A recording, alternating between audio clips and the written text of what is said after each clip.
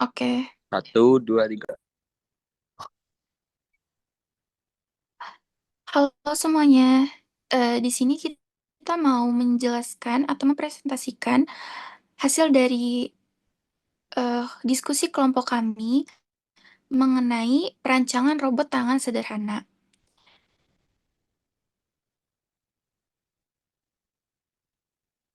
Sebelumnya, di sini kelompok kami beranggotakan Alejandra dengan NIM 2482, Arka Faelangga dengan NIM 2522, Daniel Jose Mario dengan NIM 2530, Stefanus Manggala dengan NIM 2523, dan Vincentius Rian dengan NIM 2505.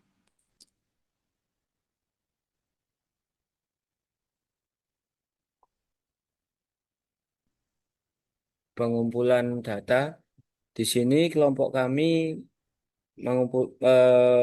mendapat informasi tentang penelitian mengenai robot tangan atau hand robot, yaitu penelitian yang telah cukup lama dikembangkan namun berjalan amat lamban. Faktor yang utama memperlambat perkembangannya adalah harga yang tinggi dan kerumitan teknik pada proses pembuatan. Tulisan ini menawarkan proses perancangan robot tangan sederhana dan mendapatkan hasil pengujian pada perancangan robot tangan sederhana oleh Andi Ardiansyah dan Muhammad Hafiz Ibnu Hazar, menunjukkan bahwa hasil perancangan dapat bekerja dengan performa yang dapat diandalkan. Kemudian, inspirasi dari robot tangan yaitu robot tangan terinspirasi dari bidang robotika humanoid, robot yang meniru bentuk dan gerak manusia. Kemudian yaitu konsep konsep embodied intelligence pada perancangan robot tangan sederhana diterapkan melalui desain robot yang meniru anatomi tangan manusia dan menghasilkan gerakan fungsional lewat integrasi bentuk fisik dan sistem kendali. Oke, lanjut.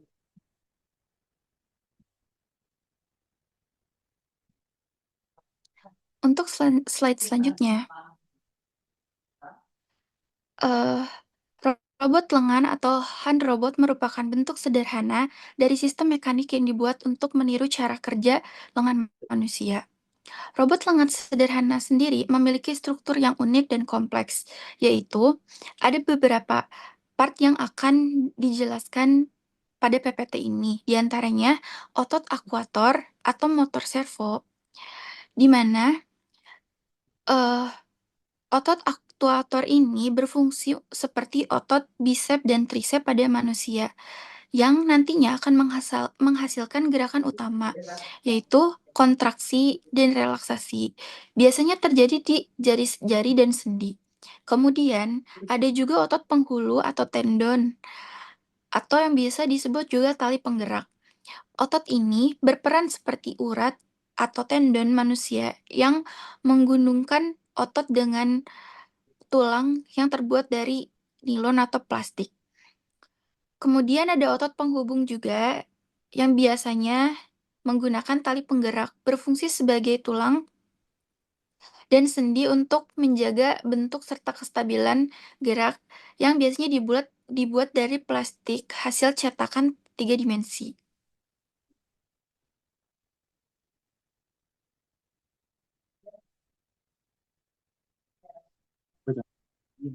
Selanjutnya desain lengan robot.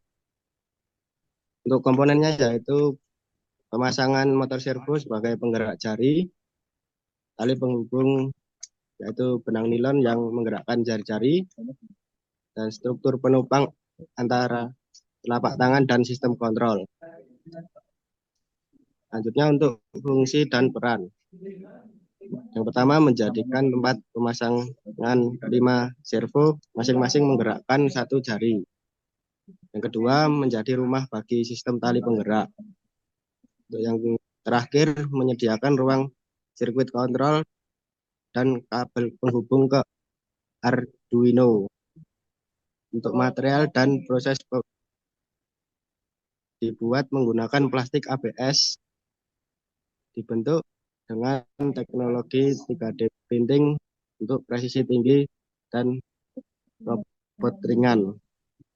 Yang ketiga, didesain dibuat menyerupai anatomi manusia agar hasilnya lebih realistis dan ergonomis.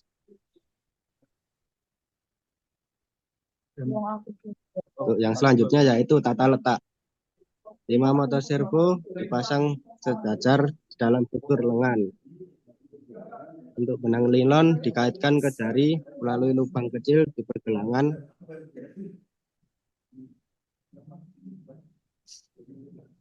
Menarik benda, jari melengkung, mengendurkan benang, jari lurus kembali. Seperti untuk 5 motor servo, yaitu bisa dilihat pada gambar di bawah ini.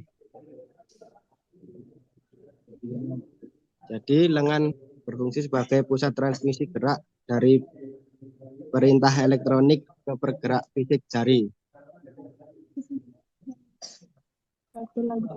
Terus selanjutnya ada hasil dan analisa.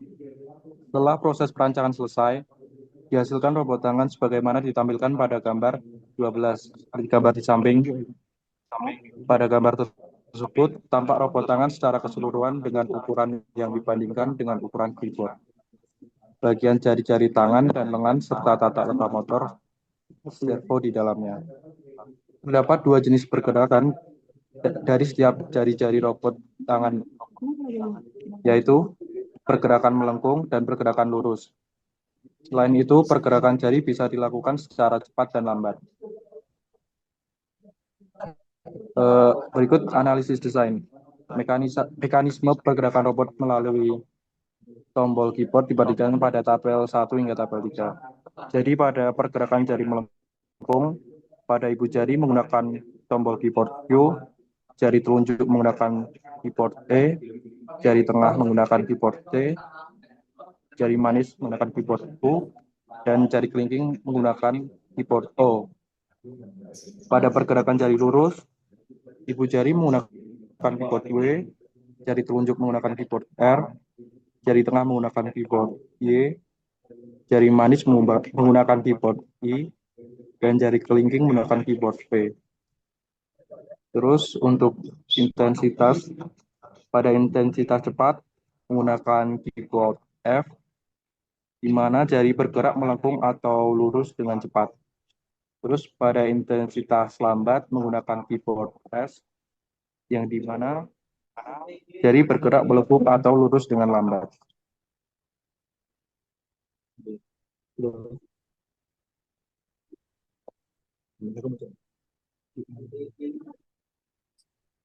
Hasil desain berdasarkan gambar 12 dapat dikatakan bahwa robot dapat melakukan pergerakan ibu jari, baik pergerakan melengkung maupun pergerakan lurus dengan baik.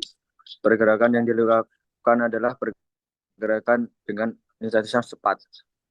Jadi setiap pergerakan ibu jari yang dilakukan masing-masing 5 kali percobaan, didapatkan bahwa yang intensitas cepat, gerak melengkung dan lurus menempuh waktu rata-rata yang sama, yaitu 2,98 detik. Sedangkan intensitas lambat, waktu rata-rata yang ditempuh untuk menggerakkan melengkung lebih cepat, yaitu 8,14 detik.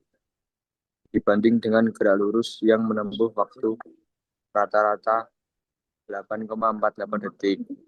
Hal ini ditunjukkan pada tabel 4. Waktu yang ditempuh percobaan pertama, gerakan melengkung 3,1 detik, gerakan lurus 3,3 detik, gerakan melengkung 8,1 detik, gerakan lurus 8,8 detik. Yang kedua, gerakan melengkung 3 detik, gerakan lurus 3 detik, gerakan melengkung 8 detik, gerakan lurus 8,7. Yang keempat, gerakan melengkung 3 detik, gerakan lurus 3 detik, gerakan melengkung 8,3, gerakan lurus 8,1. Yang kelima, gerakan melengkung 2,9 detik, gerakan lurus 2,7 detik, gerakan melengkung 8 detik, serta gerakan lurus 8,1 detik. Dengan rata-rata gerakan melengkung 2,98 detik, gerakan lurus 2,98 detik, gerakan melengkung intensitas lambat 8,14, gerakan lurus 8,48.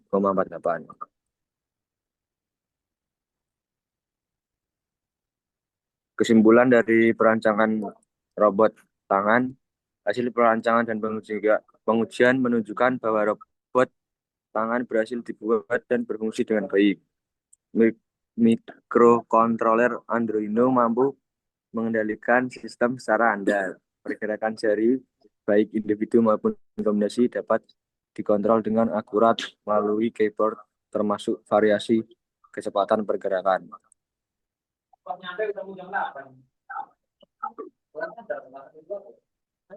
Referensi dari Ardiansyah A. N. Hajar M. HI 2014, perancangan robot tangan sederhana, teknologi Politeknik Manufaktur Astra, Desember 2014. Sekian dari kelompok kami. Terima kasih.